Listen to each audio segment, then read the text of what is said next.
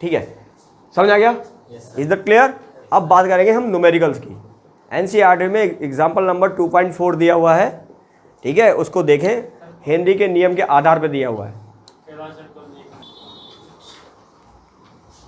चलो करें। तो देखिए यहाँ पर जो एग्जाम्पल है आपका कौन सा, पहले एग्जाम्पल देख लीजिए। एनसीईआरटी में जो एग्जाम्पल दिया हुआ है, उदाहरण 2.4 उदाहरण दिया है। उसमें क्या बोल रहा है उससे आप पढ़ लेंगे, एक बार एनसीईआरटी खोलेंगे और उसमें एग्जाम्पल नंबर देखेंगे 2.4, ठीक है, आपकी स्क्रीन पे आ जाएगा और मैं इसको बोल देता हूं या पढ़ देता हूं। यदि N2 गैस को 293 केल्विन पर जल में प्रवाहित किया जाए तो 1 लीटर जल में कितने मिलीमोल N2 गैस विलय होगी, ठीक है। N2 का आंशिक दाब 0.987 बार तथा 293 केल्विन पर N2 के लिए KH का मान 76.48 किलो बार है। ये क्वेश्चन है आपका। तो उसने जो इन्फॉर्मेशन हमें दी है, क्वेश्चन में क्या क्या बोला है, सॉल्यूशन देखें यहाँ पर, ठीक है। सॉल्यूशन देखेंगे तो हमें पता जो इन्फॉर्मेशन दी गई है, यहाँ पर टेम्परेचर से कोई मतलब नहीं है, वो टेम्परेचर कांस्टेंट रहेगा। जिस टेम्परेचर को दिया है टेम्परेचर चेंज नहीं होना चाहिए, क्योंकि आपको घुलनशीलता निकालनी है गैस की, निश्चित ताप पर होगी। किस पे होगी? ताप निश्चित है, वो चेंज नहीं हो रहा है, तो हमें टेम्परेचर से यहाँ कोई लेना देना नहीं है। सीधे सीधे हम क्या करेंगे, हमें जो इन्फॉर्मेशन दी है उसको लिख लेंगे। जो आंशिक दाब दे रखा है P ऑफ N2 कितना दिया बेटे? 0.987 बार। बेच डालो, रोक डालो, ठीक है। ये दिया हुआ है क्या? आंशिक दाब दिया हुआ है किसका? नाइट्रोजन का। और दूसरी चीज जो दे रखी है KH, KH का मान हेनरी नियतांक, हेनरी कॉन्स्टेंट का मान दे रखा है कितना? 76.98 किलो, अच्छा 76.46 ओह या आई नो बेटे, but I am writing further, ठीक है। 76.48 किलो बार, क्या है? किलो बार, भाई किलो बार है, अंतर का ये बार है और ये किलो बार है, तो यूनिट सेम होनी चाहिए। तो इसको तो किस में चेंज कर लेंगे, या तो इसको किलो बार में चेंज है इसको, लेकिन हमने जो पढ़ रखा है वो ATM में या क्या है, बार में पैसे पढ़ रहे हैं, है ना। तो इसको हम किस में चेंज कर देंगे? बार में। कितना हो जाएगा? 76.48 इंटू 10⁻³ बार। ये सही है ना भाई? 1000 से गुणा कर देंगे ना, ठीक है, कोई दिक्कत तो नहीं है यहाँ तक। अब बोल रहा है कि आपको ज्ञात करना है N2 के मिलीमोल्स, N2 के मिलीमोल बताने हैं।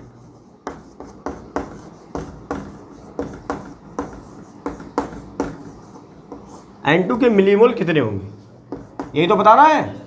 तो N2 के मिलीमोल तभी पता चलेंगे जब क्या पता होगा? मोल अंश या मोल प्रभाव पता होगा, तभी N2 के हम मिलीमोल निकाल पाएंगे। भाई मोलों की संख्या क्या होता है? आपने मोल जो सूत्र पढ़ा है, मोल अंश का या मोल प्रभाव का क्या होता है? घटक का मोल प्रभाव बराबर घटक का नंबर, घटक के मोलों की संख्या बटे क्या है? विलयन में उपस्थित कुल घटकों के मोलों की संख्या, तो उनको जोड़ देंगे। तो सबसे पहले आप क्या निकाल लें? इसका क्या निकाल लेंगे बेटा? मोल अंश क्या हो जाएगा बताइए? इसको इधर भेज देंगे, पार्शियल प्रेशर ऑफ N2 का पार्शियल प्रेशर अपॉन क्या हो जाएगा? KH। मान रखेंगे N2 का पार्शियल प्रेशर कितना जाएगा बेटा? 0.987 बार अपॉन क्या हो जाएगा? 76.48 इंटू 10⁻³ बार। इसको जब डिवाइड करेंगे तो अप्रोक्सीमेट कितना आ जाता है आपका? वीडियो को पॉज करें और सॉल्व करें, ठीक है। आपने कैलकुलेट कर लिया होगा। कैलकुलेट करने के बाद आप जब देखेंगे तो आपको मोल फ्रैक्शन जो मिलेगा गैस का N2 का कितना मिलेगा बेटे? 1.29 × 10⁻⁵, ठीक है। तो इतना मिल गया। अब आपको इस मोल फ्रैक्शन से क्या निकालेंगे आप? पहले मोलों की संख्या निकालेंगे, बाद में क्या इसकी निकालेंगे? मिलीमोल। जब मोल पता चल जाएंगे तो मिलीमोल में निकालने के लिए क्या करेंगे? 1000 से अरे गुणा कर देंगे, एक हाँ मिली में, हाँ समझ में आ रही है? 1000 से गुणा कर देंगे नहीं कर देंगे? तो यहाँ पर देखो ध्यान से, यहाँ पर दे रखा है इतना आ गया, तो काई ऑफ, इसलिए क्या हो जाएगा भाई, काई ऑफ N2, N2 का मोल प्रभाज बराबर क्या होगा, number of moles of N2। यही तो समझोगे ना, समझोगे क्या भाई, number of moles of N2 plus क्या हो जाएगा, number of moles of H2, किस में बना हुआ विलेन है, जल में, तो plus number of moles of H2O, जल, H2 नहीं H2O, सही है ना। आपको निकालना क्या है, इसके मोल निकालने, फिर मिली मोल में चेंज करोगे। तो यहाँ ये डेनोमिनेटर में है, जब हर में कोई चीज़ होती है जिसको निकालना होता है ना, इसकी मात्रा भी बहुत कम है। किसकी मात्रा कम है, नाइट्रोजन बहुत ना के बराबर मिला हुआ आता है ना, तो उसको नगण्य मान लेते हैं। क्या मानते हैं हम, नगण्य मान के चलेंगे। तो इसको हम नगण्य मान लेंगे, और नगण्य मानने के बाद इसको अप्रोक्सीमेट ऐसा मानते हैं कि जो मोल फ्रैक्शन होगा, यानी जो काई होगा वो क्या होगा, N2 अपॉन क्या हो जाएगा, N ऑफ H2O। कभी भी न्यूमेरिकल आए तो आप डेनोमिनेटर को क्या कर दोगे, छोड़ दोगे, ठीक है, उसको नगण्य मान लोगे। अंश में भी तो इतनी मात्रा, अंश में हर वाले को हम नगण्य मानोगे, जो हर में दिया होगा, जो हर में उसे नगण्य मानेंगे, क्योंकि वो निकालना है, वो बहुत ही क्या है, नगण्य है। उसे हम भाग दे या ना दे, उससे ज़्यादा फर्क पड़ने वाला नहीं है। आई बात समझ में आई, सबसे ज़्यादा कौन है वहाँ पर, जल है, तो हर वाले को छोड़ देंगे भाई। N2 ये वाला है, ये कहाँ है, अंश में, और ये कहाँ है, हर में। तो जो डेनोमिनेटर में होगा, हर में होगा, जो हर में होता है उसको हम नगण्य मान लेते हैं, और उसके बाद हम क्या करेंगे, अपने मोल निकाल लेंगे, अन्यथा कभी आंसर नहीं निकलेगा। यही एक तरीका है। कभी भी आए, कभी वो आपसे अंश वाला पूछे तो हर वाला तो दिया ही नहीं होगा, फिर जब वो उसी को पूछ रहा तो वो होगा कहाँ, तो उसको क्या मान के करेंगे, नगण्य मान के करेंगे, ठीक है ना। तो यहाँ पर जब आप रखेंगे तो इसके मोलों की संख्या आप कितने निकाल देंगे, बोलो N2 आएगा तो कितना है भाई, मोल अंश इतना आ गया इसका, तो इसको जल का कितना आएगा 1 - भाई, आप मोललता निकाल लो। हाँ, तो 1 लीटर दिया है ना, तो इसको आप लिख सकते हो क्या, number of moles of N2, ये तो पता ही नहीं आपको, बटे क्या हो जाएगा 55.55, या निकाल लो 1000 बटे क्या हो जाएगा, 1 किलो में मान के चल रहे हैं हम, ठीक है, 1000 बटे 18 हो जाएगा, नहीं हो जाएगा, ठीक है। 1000 बटे 18 जब निकालोगे तो इसको बाद में यहाँ पे वैल्यू रखोगे, तो इसको मल्टीप्लाई कर दोगे, करके देखिए। पहले मैं लिख दूँ यहाँ पर, नंबर ऑफ मोल्स कितने हैं इसके, 1.29 गुणे 10 की घात -5, और बराबर कितना हो गया, number of moles of N2 over क्या हो जाएगा 55.55, ठीक है ना। अब इसमें इधर से मल्टीप्लाई कर दो इसको, तो नंबर ऑफ मोल्स आ जाएंगे N2 के। जब number of moles of N2 के आ जाएंगे, उसी में 1000 से गुणा करके क्या बना लेंगे, मिली मोल्स, ठीक है ना। करके देखिए, वीडियो को पॉज कीजिए, इससे कैलकुलेट करिए, और उसके बाद आंसर लिखते हैं। 1000 से गुणा करके देखेंगे तो कितना आंसर आएगा बताइए, ठीक है डियर स्टूडेंट्स। तो आपने यहाँ पर मोल, नंबर ऑफ मोल निकाले होंगे किसके बेटे, number of moles of N2। तो N2 के मोल निकालने पर आपको कुछ इस तरीके से प्राप्त हुआ होगा, और जब आप कैलकुलेट करेंगे तो आपको मिलेगा 0.716 गुणे 10 की घात -3 मोल आ गए। आपको चेंज करना मिली मोल में, तो इसमें क्या कर देंगे, बोलो 1000 से क्या करेंगे, मल्टीप्लाई कर देंगे। N2 के मिली मोल्स बराबर हो जाएंगे 0.716 गुणे 10 की घात -3 है, और इसमें 1000 से गुणा करेंगे, इसका 10 की घात 3 से मल्टीप्लाई कर देंगे, तो साफ साफ क्या है भाई, ये 3 से -3 और 10 की घात 3 क्या हो जाएंगे, 10 की घात -3 और 10 की घात 3 क्या कैंसिल आउट हो जाएंगे, और आपका जो आंसर लगभग जो आएगा वो आ जाएगा 0.716 मिली मोल्स, ठीक है, या मिली मोल। समझ आ गया, किसी को दिक्कत वगैरह हुआ नहीं, घर पे करते, अरे हो गया था ना, समझ में आ गया था। अब देखिए यहाँ पर जो दूसरा आपका अगला जो हम क्वेश्चन देख रहे हैं, पाठ निहित प्रश्न से लिया गया है 2.6। इंटेक्स क्वेश्चन में देखिए, पाठ निहित प्रश्न बोलते हैं इंग्लिश में, पाठ निहित प्रश्न को क्या बोलते हैं, इंटेक्स क्वेश्चन बोलते हैं, ठीक है। तो पाठ निहित प्रश्न में एक दे रखा 2.6 जो न्यूमेरिकल है वो कुछ इस तरीके से दिया हुआ है। आप अपनी NCERT खोलें और उसमें चेक करें। 2.6 आपकी हिंदी मीडियम की जो बुक है, अलग अलग उसके पेज नंबर है, लेकिन जो हमारे पास बुक अवेलेबल है उस पर पेज नंबर 42। यस, 2.6 देखें, सड़े हुए अंडे जैसी गंध वाली विषैली गैस H2S गुणात्मक विश्लेषण में उपयोग की जाती है। यदि H2S गैस की जल में STP पर विलेयता 0.915 m मोलरता दे रखी है, एम मोलर है, इतना मोलर विलयन है, ठीक है, 0.195 एम हो तो हेनरी स्थिरांक की गणना कीजिए। क्या करना है हमको? हेनरी स्थिरांक की गणना करनी है। तो आपको जो इन्फॉर्मेशन दी हुई है वो क्या दी हुई है? सबसे पहली जो इन्फॉर्मेशन दी हुई है क्या नंबर आपको दिया रखा कि भाई इसमें H2S गैस के लिए क्या निकालना है आपको? KH निकालना। क्या निकालना है? KH निकालना है, ठीक है। और आपको दिया क्या है बेटा? इसमें सांद्रता दे रखी है, मोलरता दे रखी है। मोलरता कितनी मोलरता है? 0.195 मोल पर लीटर, यानी जल में इतने मोल घिले हुए हैं। तो क्या जल और जो विलयन है उसके आयतन में कोई ज़्यादा अंतर होगा जितना लिया गया होगा? जब इतने मोल गैस घोल दोगे तो आपने जो 1 लीटर जल लिया होगा, लगभग 1 लीटर ही होगा आयतन, हाँ या ना? तो 1 लीटर जल में क्या होगा? 1 लीटर जल का जो शुद्ध जल होता है, 1 लीटर जल, उसका द्रव्यमान कितना होता है? 1 किलोग्राम होता नहीं होता है? तो यहाँ से एक इन्फॉर्मेशन तो हमें ये मिल रही है कि इसमें जो मोल है, number of moles of H2S, क्या मिल रहा है बेटे?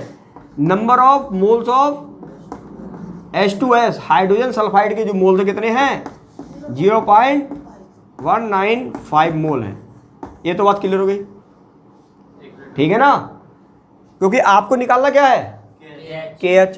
तो आपको सूत्र पता है, partial pressure of gas equal to क्या होता है? KH into mole fraction of gas, ठीक है। तो आपको पहले काई निकालना पड़ेगा। काई निकालने के बाद क्या कर दोगे? प्रेशर को डिवाइड कर दोगे, क्योंकि उसने STP बोल रखा है। क्या बोल रखा है? STP। तो STP पर दाब, आपको दाब तो कहीं दिया नहीं है, उसने कंडीशन बोल दी है, तो वहां पर दाब शो नहीं किया गया, वो आपको सोच के लिखना है। STP पर जो दाब होता है कितना होता है? प्रेशर जो होगा STP पर 1 ATM होगा। कितना होगा बेटा? जो हमारे ऊपर सामान्य दाब पड़ रहा है, सामान्य ताप दाब, वो वाला रहेगा 1 ATM, ठीक है। सामान्य ताप हम कितना मानते हैं? 0 डिग्री सेल्सियस। और कमरे का ताप कितना मानते हैं? 25, वो अलग चीज़ है। सामान्य ताप 0 डिग्री सेल्सियस, दाब 1 ATM, ठीक है, और आयतन 22.4 लीटर। बात समझ में आ गई? तो ये किसके लिए? H2S के लिए प्रेशर हो जाएगा, और ये H2S गैस के लिए क्या हो जाएगा? मोल फ्रैक्शन हो जाएगा। जब आपको प्रेशर पता चल जाएगा, मोल फ्रैक्शन पता चल जाएगा, तो क्या पता चल जाएगा आपको? KH। क्योंकि KH आपको निकालना है, इसलिए KH बराबर क्या हो जाएगा बेटे? बताओ। KH बराबर हो जाएगा P ऑफ H2S अपॉन काई ऑफ H2S, है ना? काई ऑफ H2S मोल फ्रैक्शन इसके। तो इसके मोल फ्रैक्शन को निकालना पड़ेगा, तब जाके हमारा आंसर आएगा। तो काई ऑफ मोल फ्रैक्शन, क्या मोल फ्रैक्शन निकालने हैं हम इसका? ये चीज़ तो पता नहीं कितना का 1 ATM आ गया, इसकी वैल्यू तो रख सकता हूँ ना, हाँ या ना? तो एक ATM तो हो गया, मगर ये वाला चीज़ हमें नहीं पता है। इस चीज़ को मुझे निकालना है, इसको मैं अलग से सेपरेट इधर निकाल ले रहा हूँ चुपके से, और बाद में वहाँ पे वैल्यू रख दूंगा। तो जब आप वैल्यू निकालोगे, mole fraction of H2S equal to होगा number of moles of H2S over, इसमें बना जल में बना हुआ विलेन है, number of moles of H2S plus number of moles of H2O, हाँ या ना? अब क्यों ना मानोगे? अब H2S थोड़ा निकालना है, अब हम क्या निकालना है? हम तो KH निकालना है। आप एग्जांपल नंबर 2.4 के हिसाब से ना करें अब इसे। अब तो सारी चीजें आपको शीशे की तरह केस क्लियर है। क्यों क्लियर है? देखो जरा ध्यान से इस क्वेश्चन, ये जो मोलरता दी ना, यही इसमें सारी की चीजें हैं, ठीक है। इसमें तो ये H2S पता चल गया, नहीं चल गया? इतने मोल ये रख देंगे। आपको जल नहीं पता है, तो शुद्ध जल होगा। शुद्ध जल में आप थोड़ी सी गैस घोलेंगे तो उसके आयतन में तो कोई परिवर्तन होगा नहीं। इसका मतलब 1 लीटर में इतने मोल घुले हुए हैं, तो 1 लीटर जल आपके पास अवेलेबल है। तो 1 लीटर जल का जो मास होगा शुद्ध जल का कितना होता है? 1 किलोग्राम होगा, हाँ या ना? 1000 ग्राम हो जाएगा, नहीं हो जाएगा तरीके से? झूठ बोल रहा हूँ क्या मैं? ठीक है। एक यानी यहाँ पर जो 1 लीटर है, इसमें जल की जो मात्रा है, जल के लिए अगर मैं बोलूँ, H2O जो यहाँ दे रखा है कितना है? मास ऑफ H2O कितना होगा यहाँ पर? इस क्वेश्चन के अनुसार 1 किलोग्राम होगा। 1 किलोग्राम का मतलब कितने ग्राम हो गया? 1000 ग्राम। जब 1000 ग्राम हो जाएगा तो आप क्या कर सकते हैं? जल के मोलों की संख्या निकाल सकते हैं, है ना? क्योंकि इसका मोलर मास कितना होता है बेटा? 18। तो कितना है? 55.5 वही आ जाएगा। वो तभी तो मैंने उस दिन कराया था कि मोलरता ज्ञात कर लो जल की कितनी होती है, धड़ाधड़ आंसर आ जाएंगे, कोई दिक्कत ही नहीं आएगी कभी, ठीक है। आंसर ना आए तो कितना है बोलो? 0.195 ओवर 0.195 और आप यहाँ पे वैल्यू निकाल के रखेंगे, कितना आ जाएगा बेटा? यहाँ पे देखो, जल का जब मास इतना हो गया तो मोलर मास कितना होता है? mm of water, mm of water होता है कितना? 18 ग्राम पर मोल। तो 18 ग्राम पर मोल हो जाएगा, तो H2O का N कितना हो जाएगा? H2O का N हो जाएगा 1000/18। सब रहेगा तुम्हारे सामने 18। मत करो ऐसे तुम बंटवारा, टूट जाएगा तुम्हारा 11 और भाई 4। सही है ना? कितना आएगा? 55.56 या 5 ठीक है ना? हम 5-6 लिख दे रहे, कोई दिक्कत नहीं आएगी। ठीक है, तो यहाँ पे वैल्यू रख दो 55.56। आप देखिए यहाँ पर सारी चीज़ें रख गई हैं, सारी वैल्यूज अवेलेबल है, सारी इन्फॉर्मेशन अवेलेबल है। आपको कैलकुलेट करना है और आपका आंसर हाजिर होगा। अपने वीडियो को पॉज कर ले पहले और उसके बाद सॉल्व करें और फिर मिलते हैं हम आगे। ठीक है, नोट कर लीजिए। तो आपने यहाँ पर मोल फ्रैक्शन निकाला इसका, मोल फ्रैक्शन कितना आया निकल के? 0.003 मोल फ्रैक्शन की वैल्यू रखेंगे तो यहाँ पे क्या हो जाएगा? डिवाइड करने के बाद आपको 333.33 या 3 बार करके आंसर आ जाएगा। ठीक है ना? ओके, नोट हो गया। नेक्स्ट क्वेश्चन है 2.7, उसको भी करना चाहे करके एक बार प्रैक्टिस कीजिए, नहीं आता तो हम बताएंगे। वीडियो को पॉज करिए, इस लेक्चर में इतना ही रोकते हैं, अगले लेक्चर में फिर बात करेंगे। ओके, तब तक के लिए आप पढ़ते रहिए और